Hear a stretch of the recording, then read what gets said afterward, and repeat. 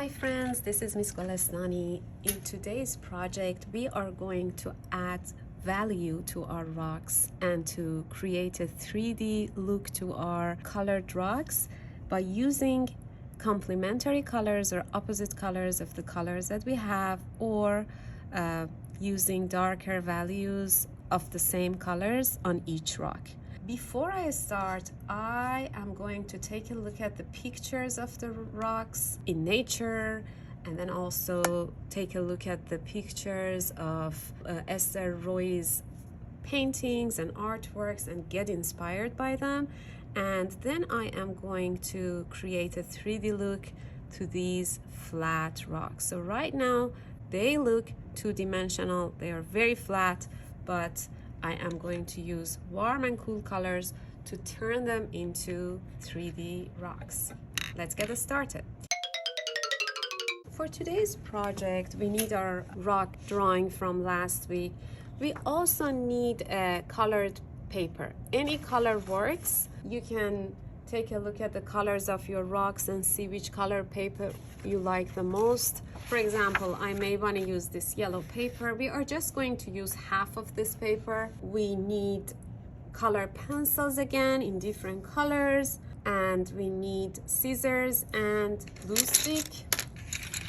For those of you who used marker last week for coloring your rocks, you guys just need a dark color pencil. So it can be black, it can be dark blue or purple, not green, but any of these color will work. If you don't have these colors, just use a regular pencil instead. Okay, again, the background paper that we are going to use today can be any color that you like and any color that you use for your rocks. We are just going to use half of this color paper. For today's project, you guys need colored pencils. If you use color pencil last time, you need color pencil. If you use marker, you probably need a black color pencil, and I will show the marker technique as well. But first, let's do the color pencil technique. If you take a look at the color wheel, you will see that some colors are opposite to each other in the color wheel. For example, blue and orange, red and green, purple and yellow. These are the colors that we can use when we want to do shading. For yellow and purple, you have to be careful though, and I will tell you why. Let's get started by working on some of these cool colored rocks, these rocks that I have. So I am going to pay attention which rock is on top, which one is on the bottom. For example, this green one is overlapped with these two rocks, and I am going to use another cool color probably in these shady areas. You can try darker version of green also to do shading, and then you can add some red. I will show you. Using red, which is the opposite color of green, should be done carefully. I'm not using too much red. I will show you what I mean. So since the rock is round, right, and since it is under other rocks, I'm gonna think about where the shadows are. For example, the shadow of this rock is on top of this one. So it's on this rock, this area, there is a shadow. There is a shadow where this blue rock overlaps this green one, like this. And to show the shadow, I'm just gonna go over with my darker green, like this. And then since this is a round, curved rock, to pretend that this part of the rock is closer to our eye and these sides are farther away and facing darkness, I am going to do a dark ring around my rock in general. And as you know, as we talked about it in our first part, we are not going to push very hard. We can darken it by just going over more than just once or twice. Okay. Now that I did this part, I'm gonna make it even darker. I'm gonna try using red, which is opposite to green. And it sounds a little bit weird, but I am using my red very, very gently. I'm not pushing too hard. I don't want anyone to see any red on this rock. All I want them to see is a darker green. So I am just putting my pencil and moving it around very gently, very lightly, all around my rock.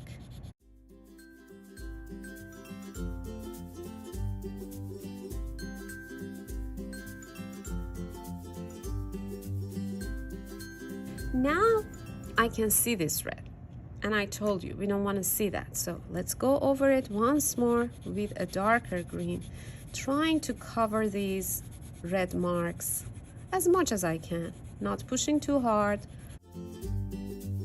When we are working with color pencil, we have to be very patient. Okay, I feel now it's better. Now, to get rid of this very light area, which is a little bit non-realistic, I'm just gonna go over it gently and blend my colors like this and like this.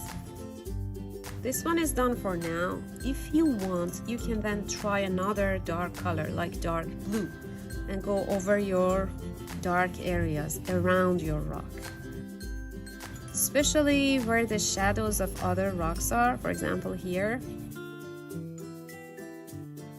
The more you do this and the more patient you are with this part, we call this technique actually burnishing, when you're blending and mixing and shading and trying to create a 3D look to your work. We call it burnishing with color pencil. Okay, now that I'm done with this one, I may want to move on to another rock. For red, I'm gonna use red again, same color. This time, I'm gonna just go around my rock. That is the first thing that I'm gonna do. Even by using the same color as your rock, again, and making it darker, you can create that 3D look. But mixing your color with an opposite color will take it to the next level and make your work look really realistic. But for now, I'm just using red. Here, we would definitely have the shadow of this rock on this one. So I'm just gonna go like this. And I'm not pushing too hard. You don't want to see a very dark ring around your rocks. It doesn't look 3D. You want to pretend that this is a three-dimensional pebble. Really, take a look at Ester Roi's rocks and see how realistic they are.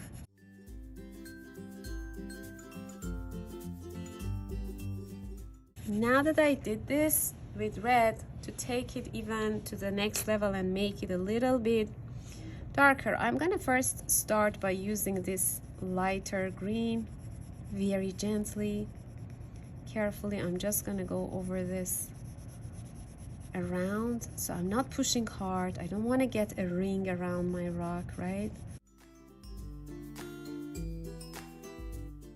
I'm thinking about where the light is coming from. For example, if the light is coming from this side, then this side of the rock would be darker.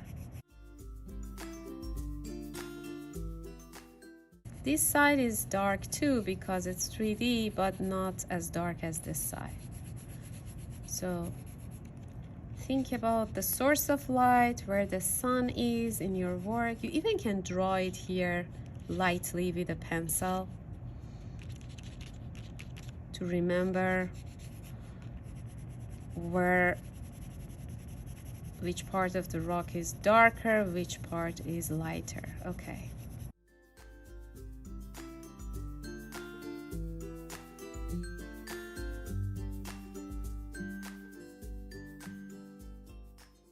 Now I'm going back to my red again.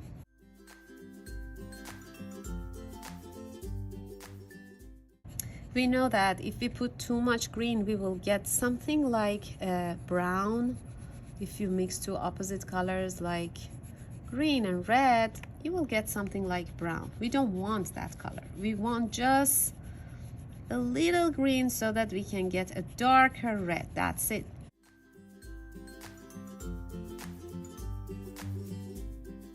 I still feel this light area is too light. That is why I'm just gonna go over it with the same light green, just one more layer, just to blend these edges. I don't want to see any sharp, strong, crisp edges around here. This is a round, curved, three-dimensional pebble. And then I keep going with the opposite color rule. And you know what? I will start by just darkening around my rocks with the same color. Don't use the opposite color if you don't feel comfortable. Start just darkening around your rock. For example, with this purple, I can go with dark blue and purple, go around it. And if I feel that I want to add some opposite color like yellow to the mixture, I will, but you don't have to. That's what I'm gonna do right now. Again, the source of light, we said it's here, so this side of the rock should be darker than this other side.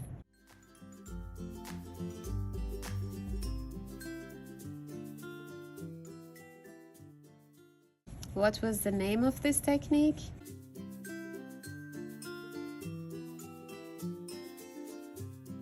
Burnishing.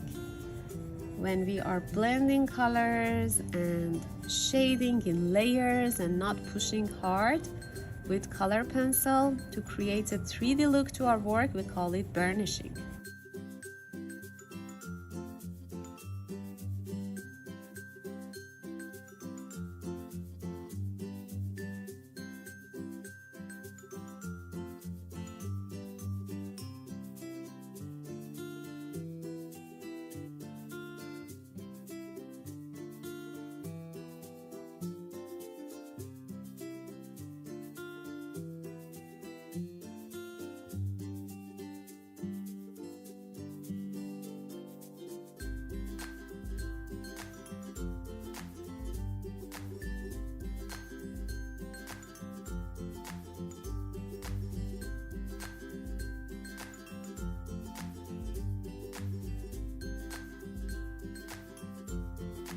This rock is covered with almost all the rocks, so it is in a very dark area. I still need to create and keep some light values in the middle of the rock to show the 3D look, but all around it is dark, and I just used dark blue. And right now I feel that to make it look even darker, I may want to add some complementary colors to my blue, or opposite color to my blue, which is orange. Very gently, not too much, not pushing too hard. Just around my rock and underneath this green one to show its shadow. And then probably blending this area, this lighter area, with some light blue.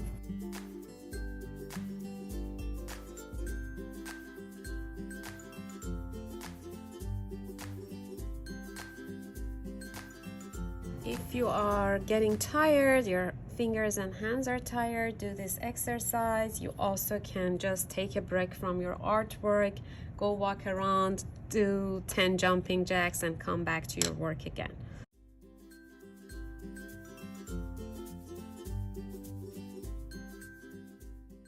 So the idea is no one should be able to see your pencil lines or pencil marks. Everything should be blended nicely, and that is why we call it burnishing. So you are spending a lot of time just burnishing your colors, especially when we are using two different colors, especially when we are using two opposite or complementary colors. We don't want anyone to recognize that we use, for example, green on the red. We just want people to think that it's a darker version of the red. This is why I have to be very patient and do lots of burnishing and blending without pushing too hard to damage my paper. Because if I damage my paper, it doesn't accept, if I push too hard, it doesn't accept other colors and I cannot do burnishing anymore. And this one, I feel that I probably used too much green. So I'm just gonna try to blend this green a little bit more with the red and see how it goes.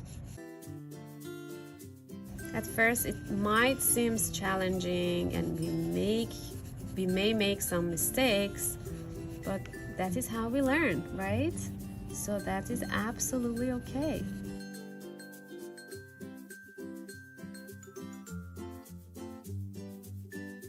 So for this rock, since it goes off the page, I'm not gonna do shading that much here. Probably the edges of the rock are somewhere here, right? So I have to think about that. That's what I'm doing. And I'm thinking about this little source of light, which is here, and then shading the bottom of the rock more than the other side.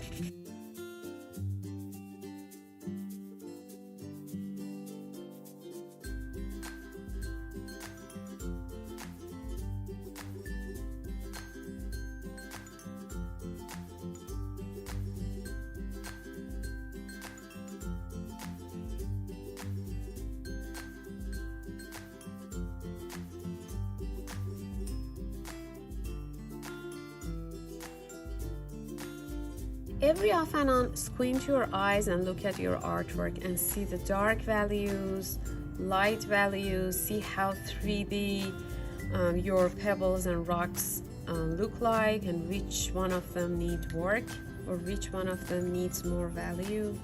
Squinting your eyes is when your eyes are almost half closed. That way you can see dark and light values better.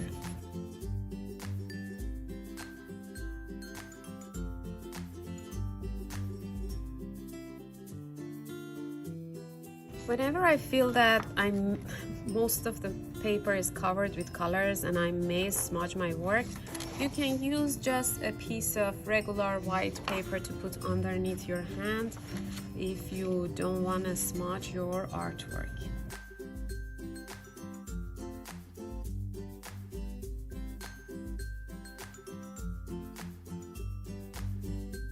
Can you see how I'm coloring just around the rock? And I'm not pushing too hard like this to leave any pencil mark.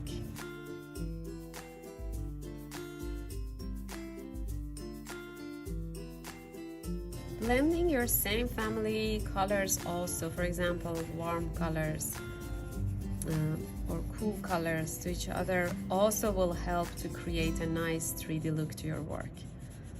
And then complementary color then would be another touch that you can do just a little, not too much, because we know that when we mix two opposite colors, as I said, we will get either gray or brown. We don't want that color. So just a touch if you feel you want to experiment that. So right now I'm using two same family colors, orange and red.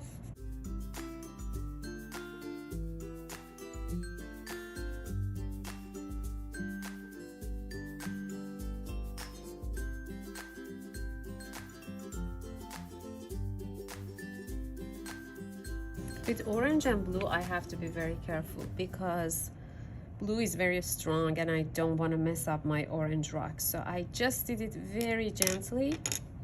And then I'm gonna go over it carefully with some red, just over the dark areas.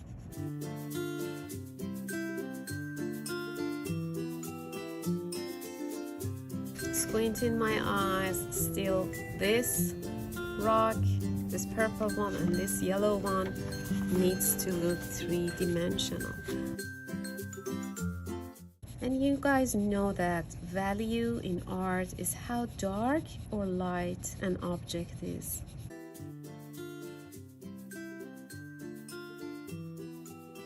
For example, when you have a red rock, the side of the rock which is facing the light is lighter in value, and the other side, which is opposite to the source of light, is darker in value.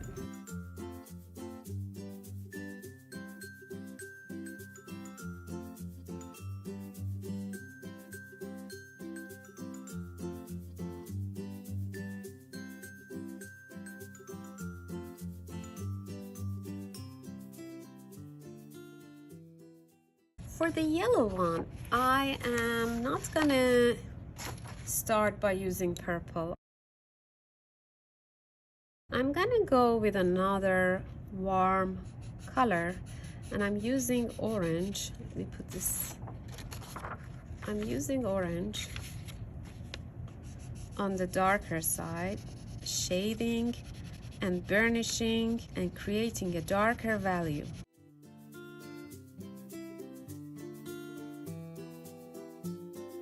If I take a black and white photo of this artwork, imagine this rock. This side of your, so everything, if I take a black and white picture of this, photo of this, everything turns gray. But some areas are darker, some areas are lighter, and some areas are black, like these negative spaces, right?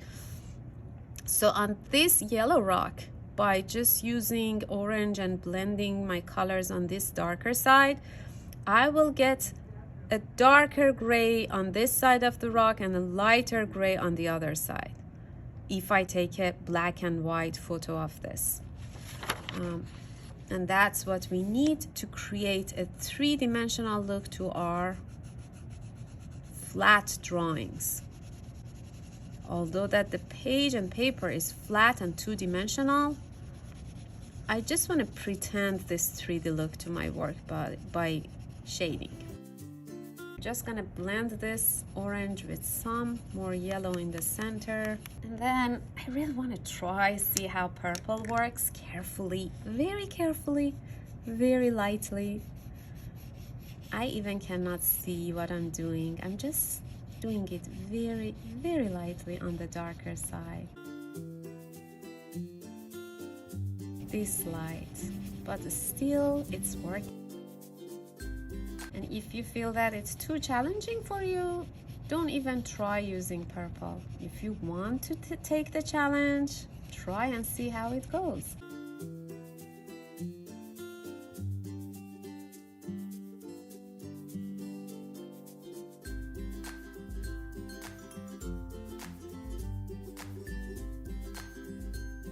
Squinting my eyes, this purple one here. I'm gonna use the same purple color on the darker areas.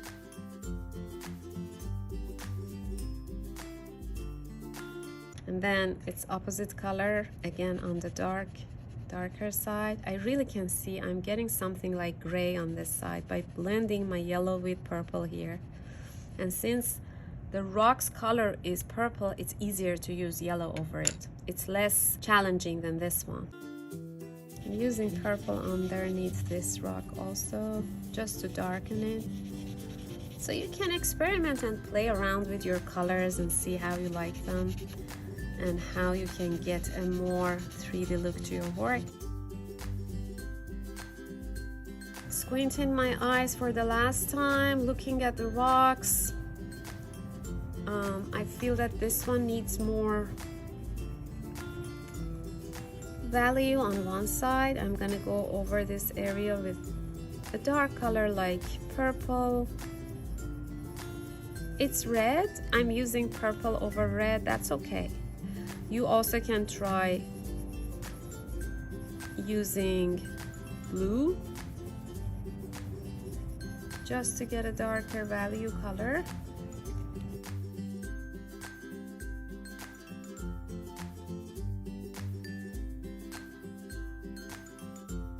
Now the work is done so far. We still have some stuff to do.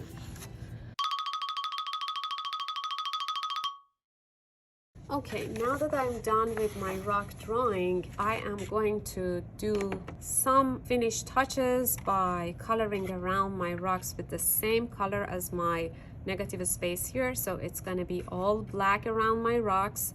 And for coloring that, you can use either black Sharpie or a black marker. And then we are going to glue down our work onto any color paper we like.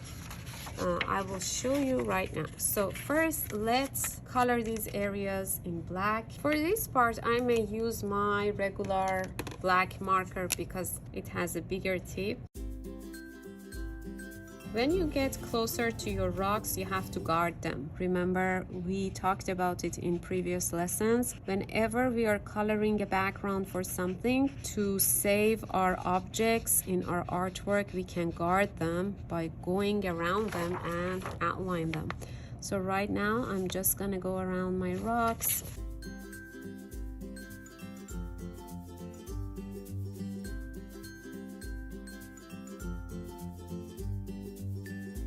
Always have a messy mat underneath your paper so that you won't get these messy marks on your desk or table.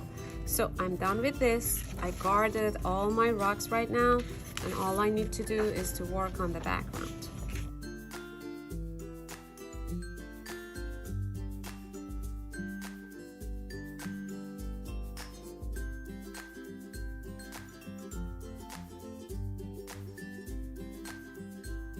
Now my work is done. Since I use marker and ink is still wet and fresh, I'm just gonna leave it for a minute or two to dry, and then I will start cutting my colored paper in half for the background. I'm gonna try it. I like the contrast and I like the accent.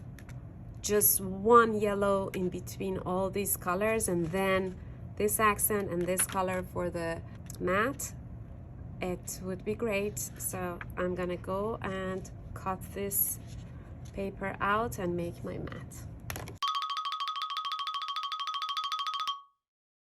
For making your mat, cutting your paper in half, you can just fold your paper using the hamburger fold, and then put the corners on corners. Whenever you're happy, push this other side, folded side with your thumb, zip up and zip down with other thumb, and it's okay if it is not perfect.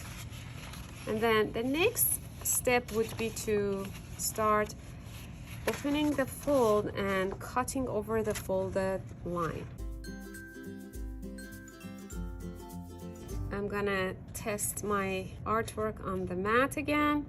I am going to put the glue on the back of this artwork and then mount it or put it on top of my mat. So for putting the glue, I go from one corner to another, making a letter X, then a plus, so I got a star, and then I will go on all four sides of my rectangle. First, make sure where you want your artwork to be, somewhere in the center, right? So put it down and then flip over your artwork and massage the back. This way, you're not gonna smudge your work by going over it. Give it a good, nice massage. Flip it back over again. Ta-da! The work is done, ready. I'm just gonna sign it. You guys don't forget to sign your work. I'm gonna put, ta-da! The work is done. Please finish your artwork, try this project, have fun, and share it with me. Thanks for watching. Bye.